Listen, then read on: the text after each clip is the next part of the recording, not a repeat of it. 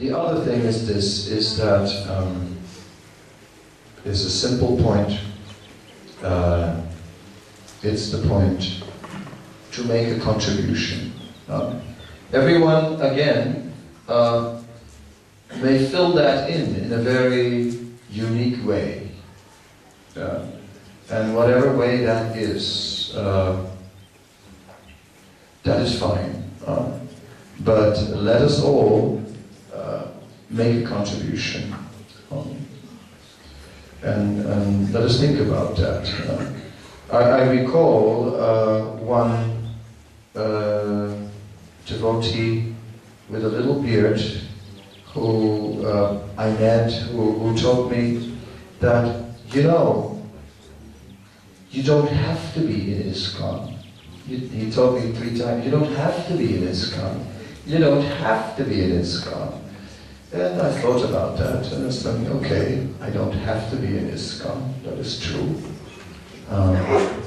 And maybe I could, and he meant, of course, you can be Krishna conscious and not be, and I thought, yes, I can, maybe. Let's say, at least theoretically, I can. Because by now I have received all this mercy, and I've learned something, and maybe I can. But I always felt that, yes, that may be, but I want to make a contribution. I want to make a contribution. And that's another quality that I would highly appreciate. Not only highly appreciate, that I feel is very important. Right? That whatever you may find inspiring, and whatever you may not find inspiring about ISKCON, let it be so. What to do. There's only one famous 3 words, what to do, about that. But then let's take it upon us to make a positive contribution. And that's what I would like you, I'd like you to do something. I'd like you to think about that. Right? What is my contribution going to be? And I think the more we get into that mood of what is my contribution going to be, the more you'll find that that a transformation starts to take place. That's a big key in spiritual life. And when we are contemplating a contribution, then naturally we have something that suits our nature. We saw different contributions, you know, and just as we saw, you know, like, some people make better PowerPoints than others, you know what I mean? Krishna Chaitanya is probably better than, at least better than me, and better than many others. He's good at it, and so on and so on. And we may all engage that propensity and that inclination. And then again, there's Srila Prabhupada. And there's just his desire, his request. And in front of that, everyone had to adjust. In Prabhupada's present, it was never a perfect fit. No one could say that now I have the spiritual master and it's just all inspirational. No, that's how it sounds in the storybooks. But the truth of life was that many times it was tough.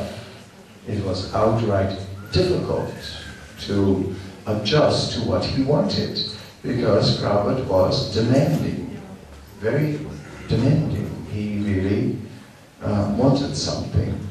Well,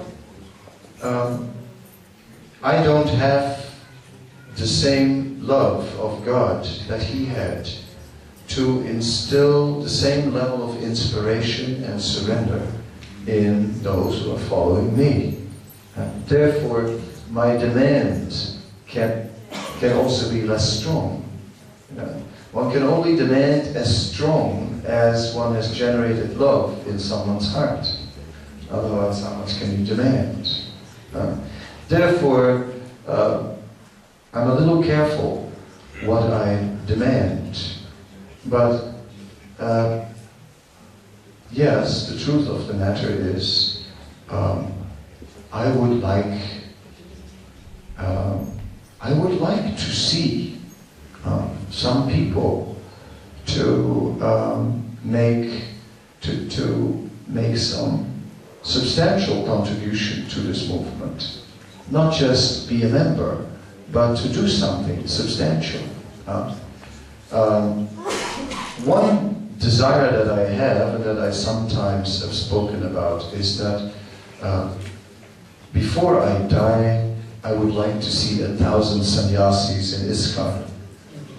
And maybe that's just my desire, 1,000 sannyasis in ISKCON. And you never know who could be one of them. I was like one of the early grihastas in this movement, a speck of white in an ocean of saffron, a second-class citizen, a fallen, lusty householder. I was, right? And they tolerated me.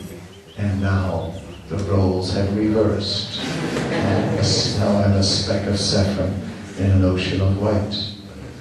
Krishna's grace, Guru's grace. So, keeping all these things in mind, yes, that is one of my desires, that some of my disciples will take sannyas. Not today. It requires a bit more preparation. But it was here in Radhadesh when I first came back after years in India, when I also happened to give a lecture straight after a marriage. Somehow or other my lectures are always coinciding with a marriage. And then I always get a verse, which is really not me. Yeah? They think it's me, but I always get a verse about renunciation.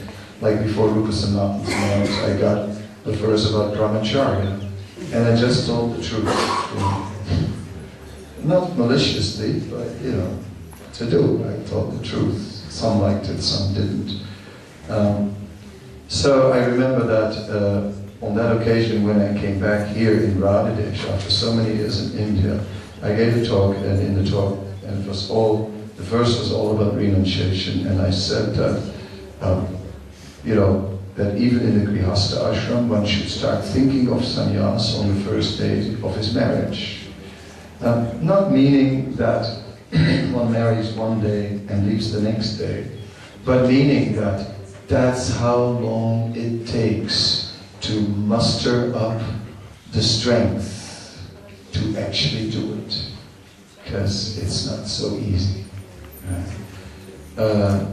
It is a step-by-step preparation, but I hope that some are going to go that route. And maybe some of you will surprise me. That would be, because you never know who will come forward. No one ever thought that Prabhupada would be the one, not that nice Mr. Day, not that Grihastha, right?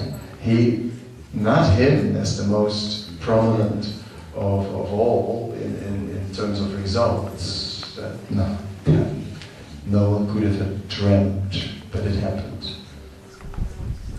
It so happened. So that's one desire. I have desires that